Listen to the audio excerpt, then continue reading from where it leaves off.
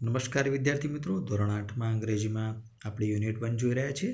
અગાઉ 2 વિડીયો આપણે જોઈ છે, 2 ભાગ, અને હવે ત્રીજા વિડીયોમાં આપણે સીન 2ની વાત કરીએ છીએ અને વાર્તાના નાટકના એન્ડ તરફ આગળ વધીએ છીએ. છેલ્લે આપણે જોયું હતું કે તેનાલીરામને પેલા સાધુની દાઢીમાંથી એક વાળ ખેંચી કાઢી અને પબ્લિકને એ વાળ બતાવીને શું સંબોધે છે?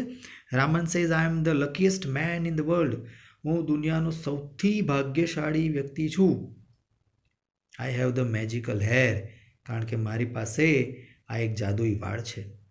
This hair will take us directly to heaven. આ વાળ જે છે એ આપણને સ્વર્ગ તરફ ડાયરેક્ટ લઈ જશે. He is a very very holy man, કારણ કે આ જે વ્યક્તિ બેઠા છે સાધુ, એ ખરેખર ખૂબ ખૂબ પવિત્ર માણસ છે. Every hair of his beard is a free ticket to heaven.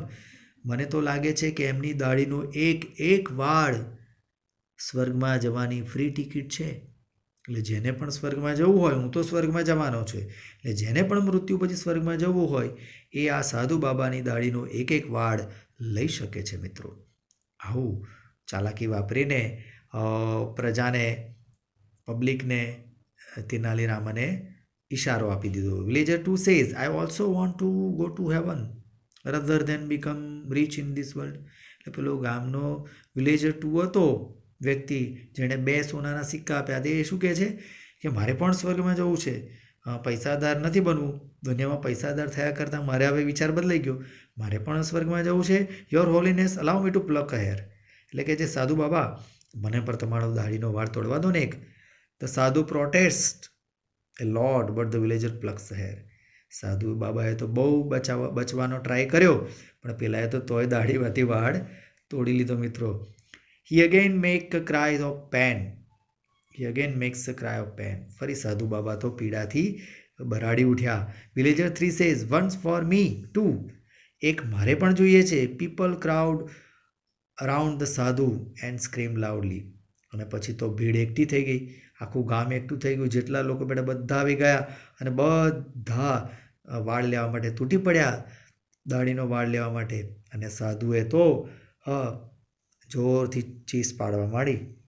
Raman says, my lord, please do not say no to your followers. સાધુ બાબા, આ તમારા અનુયાયીઓને ના પાડશો. Give them a key to heaven. એમને સ્વર્ગની ચાવી આપો, તમારે દાઢીના વાળ તોડવા દો. ધ સાધુ ટ્રાઈઝ ટુ એસ્કેપ. સાધુએ તો છટકવાનો પ્રયત્ન કર્યો. હી ફોલ્સ ડાઉન, નીચે પડી ગયો. પીપલ રન આફ્ટર હિમ. અને લોકો તો, ગામના લોકો તો બિચારા ભોળા, એટલે સાધુ પાછળ ભાગ્યા. શેના માટે? પેલો દાઢીનો વાળ લેવા માટે.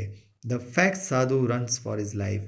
અને આ રીતે આ ઢોંગી બાવો પોતાનો જીવ બચાવવા માટે ભાગ્યો. મિત્રો, એટલે અહીંયા સાબિત થયું કે આ જે સંત હતો, આ જે સાધુ હતો, એ સાચો નહોતો. મિત્રો, ઢોંગી હતો, ખોટો હતો.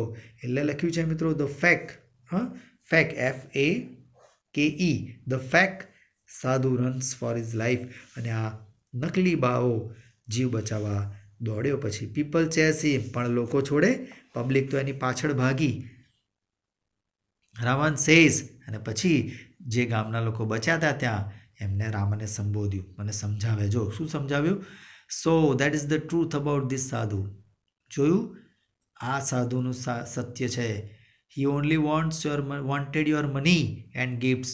એને તો તમારા પૈસા જોઈતા હતા, તમારી ભેટ સોગાદો જોઈતી હતી. એ કંઈ સાચો સંત હતો નહીં, એને કોઈ ચમત્કાર નહોતા આવડતા. We can be rich by working hard. અને જો તમારે બધાને પૈસાદાર થવું હોય ને, તો બધાએ મહેનત કરવી પડે. મિત્રો, we need not give our earnings to sadhus like this. આપણે આપણા પૈસા મહેનતથી કરીને કમાણી હોય, એ આપણી કમાણી આવા સાધુઓને આપવાની જરૂર છે નહીં. Villager 2 says, O my 2 gold coins. એટલામાં પછી પેલો વિલેજર 2ને ભાન થયું કે મેં તો ખોટા 2 સોનાના સિક્કા આપી દીધા. એટલે દુઃખથી બોલે છે, દુઃખ કરીને બોલે છે, oh my 2 gold coins. Ravan says, don't worry, the king's men will arrest him, everyone will get his money back. ચિંતા ના કરશો, મેં રાજાના માણસો મોકલી દીધા છે, સૈનિકો. એને આગળ ઊભા જ છે, સાધુને એરેસ્ટ કરી લેશે અને બધાને તમારા જે પૈસા હશે બધા પાછા મળી જશે. એટલે આ રીતે મિત્રો આ પાઠમાં આપણને એ શીખવા મળ્યું કે ક્યારેય આવા દુતારા હોય, ઢોંગી બાવા હોય એમની પર અંધવિશ્વાસ ન કરવો અને એમની પાછળ આવા એ કે પ્રમાણે ખોટા પૈસા બગાડવા નહીં. અને કંઈ પણ આપણે જોતું હોય તો મિત્રો મહેનતથી મળે. બરાબર? એટલે આ વસ્તુ ધ્યાનમાં રાખજો. આ વાતનો લેસન શું છે મિત્રો? કે મહેનતથી બધું મળે, મહેનત કર્યા વગર કંઈ મળે નહીં. એટલે વગર મહેનતે આવા ઢોંગીઓ પાસે જઈ અને છેતરાવું નહીં. આભાર મિત્રો. ફરી વિડીયોમાં આગળ મળીશું અને આગળની એક્સરસાઇઝ આપણે જોઈશું. અને આ પાઠના પ્રશ્નોના જવાબને વગેરે છે હું તમને સ્વાધ્યાય પોથીના પિક પાડીને તમને મોકલી દઈશ.